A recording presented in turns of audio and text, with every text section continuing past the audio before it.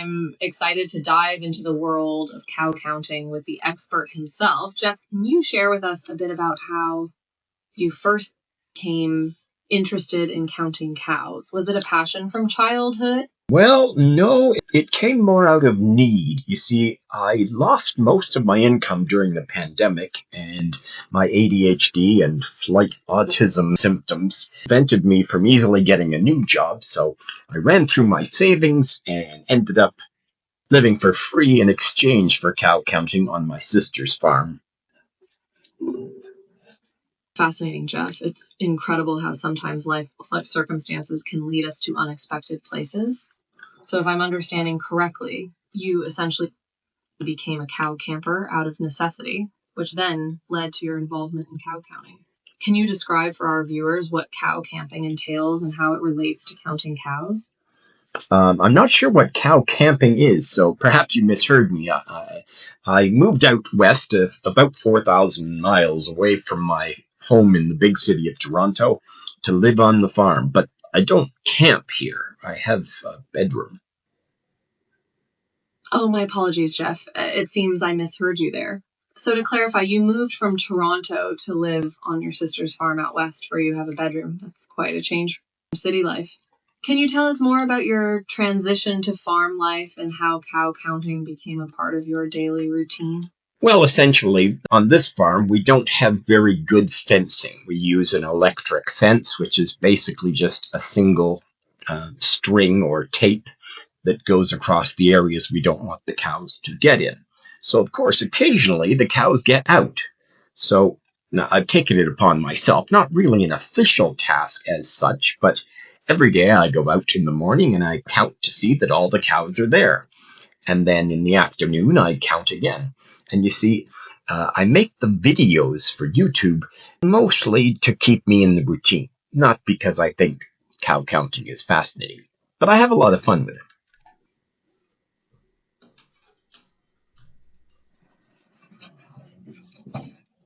Yeah, that's really interesting, Jeff. So you've taken on the role of unofficial cow counter at the farm due to the less than perfect fencing situation. It sounds like you've turned a necessity into a fun and engaging activity, especially with your YouTube videos.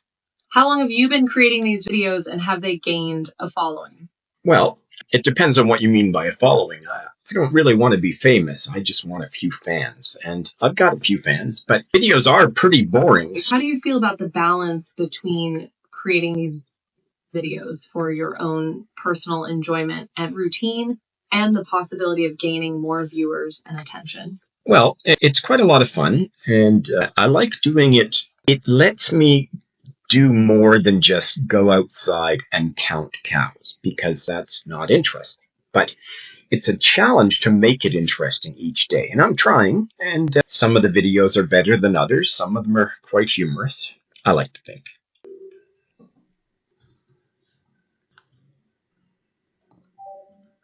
Considering that counting cows really isn't that interesting, and I don't want to put people to sleep if I was counting sheep, so I do my best to make each episode a little bit interesting, and the cows do a great job at making it interesting, because they're really hard to find sometimes. It's great that you're having fun with it, Jeff, and it sounds like you're really challenging yourself creatively to make the content more engaging. That's the mark of a true creator. You mentioned that some of your videos have a humorous edge to them.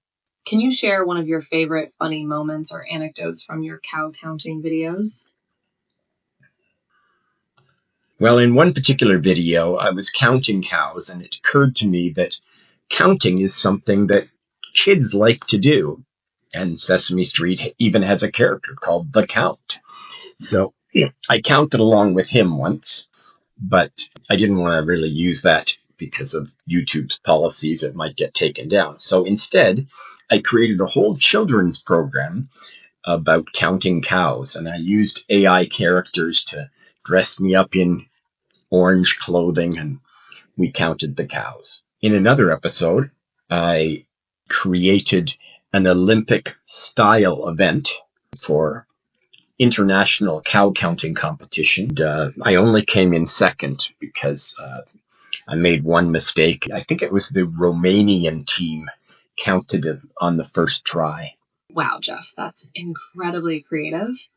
I love how you've managed to incorporate pop culture references and even create your own unique characters and scenarios to make cow counting more engaging and entertaining. The Sesame Street inspired episode sounds like a hoot, and I'm sure the AI generated characters in orange clothing added an extra layer of fun. And an Olympic style cow counting competition that's truly thinking outside the box. How did you come up with these ideas and bring them to life in your videos?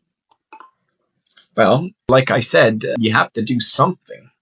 And there's only so much you can do with counting cows. But I will tell you, the cows make it interesting because they hide. And I have this feeling that they hide on purpose. There's no way to prove it, of course, but I think they're doing it just to challenge me. It adds a layer of personality to the cows and makes your videos even more engaging for viewers. So you're saying that these moments of cows seemingly playing games with you have inspired some of your creative video ideas?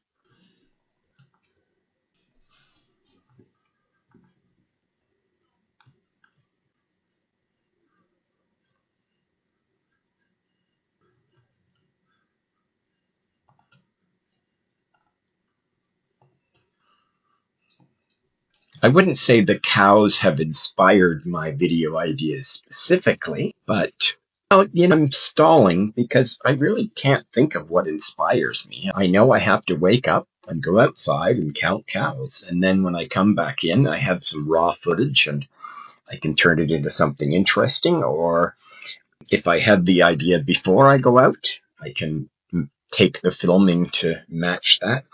As I talk to you, I'm realizing they're still pretty dull for the most part. Well, Jeff, sometimes it's the simple, everyday moments that can be the most intriguing and relatable to viewers. And don't sell yourself short.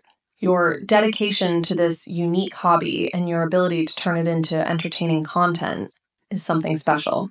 Plus, we here at Orange Shirt News are always on the lookout for interesting stories, no matter how niche or unexpected they might seem. On that note, can you tell me about any particular cow counting moments that really stick out in your memory? Well, there have been a couple of moments that are cow related, but not specifically cow counting. If other things happen during the cow counting, I can report on those as well. And quite frequently, I have an AI farmhand called Pi that you might be familiar with, and she frequently gives me facts and trivia about the Angus cow breed. And so that makes some of the videos more interesting. As for cow counting specifically, I would say there's a couple of times when I just couldn't find them. There was one cow counting day when I spent over half an hour trying to find all the cows. And eventually I gave up thinking I'll have to get in the 4x4 and go out and see if they've broken through somewhere. And then on the way walking back to the house, they were all standing next to the house. They had broken through the fence and they were eating our lawn. Wow, Jeff, that's quite an adventure. I can imagine the frustration of searching high and low for those elusive cows, only to find them right under your nose. And that's quite a clever way to incorporate interesting facts and trivia into your videos with the help of your AI farmhand, Pi. It sounds like she's been a valuable addition to your cow counting escapades. Now, you mentioned that the cows had broken through the fence and were eating your lawn. How did you handle that situation? Well, we had to figure out where they break through first. And in this case, that was fairly easy. So once we've established that, if I can get them herded back into their proper pasture by myself, then it's done. But if I can't, I have to call on Farmer Doug for assistance, and together we've herd them back. Period. We don't have a herding dog, and apparently that's a good thing. I asked for one, And they said no, because herding dogs always want to herd and they need to be active. And we don't need to herd our cows very often. They've only broken out maybe 5 times since I've been here. We always get them back, but sometimes it can take an hour. That's impressive, Jeff. It sounds like you and Farmer Doug have become a bit of a cow herding dream team, even without the help of a herding dog. And it's fascinating to hear that having a herding dog might not always be the best solution given their constant desire to herd. Now, you mentioned that the cows breaking out is a relatively rare occurrence. Do you think there's any pattern to when they decide to make their escape, or is it just random?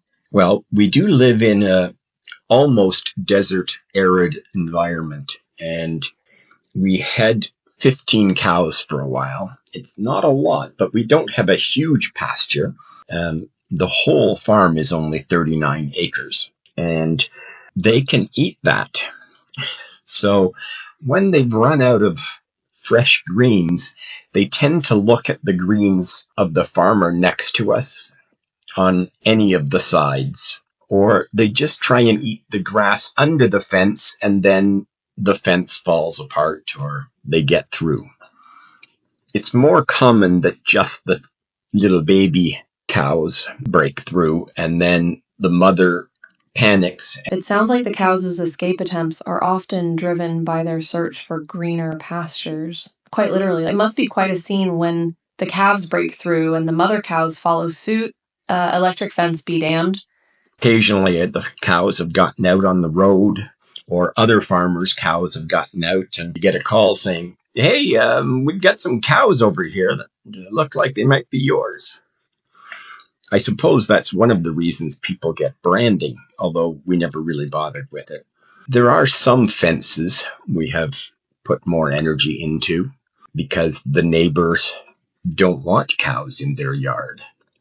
But for the most part, the electric fences work really good until they run out of grass, and we try and keep ahead of that by switching up the pastures. Sounds like there's a strong sense of community among the farmers in your area, with everyone looking out for each other's wandering cows.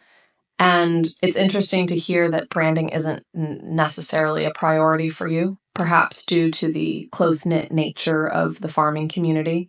Now that you reminded me, that was another video that I made where I did a comedy truck was driving around and counting the cows, much like the Jungle Adventure ride at Disneyland.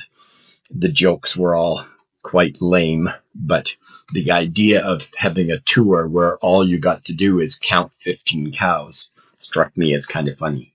Jeff, the idea of a cow counting tour, complete with a stand up comedy routine, is certainly unique and could be a quirky attraction for visitors. Who knows? Maybe you'll start a new trend in agritourism. I can imagine the jokes now. Why did the cow cross the road to get to the other pasture, of course? Or perhaps, what do you call a fake cow? An impost herd. I'll leave the comedy to you, but I think you're on to something with this cow counting tour idea. Well, I've been considering a new series of videos where the cows feel superior to the farm chickens, and the chickens roast back, throwing jabs back and forth. I like those 2 jokes you came up with, so who knows? Maybe you can quit your job and write for cows. Probably not.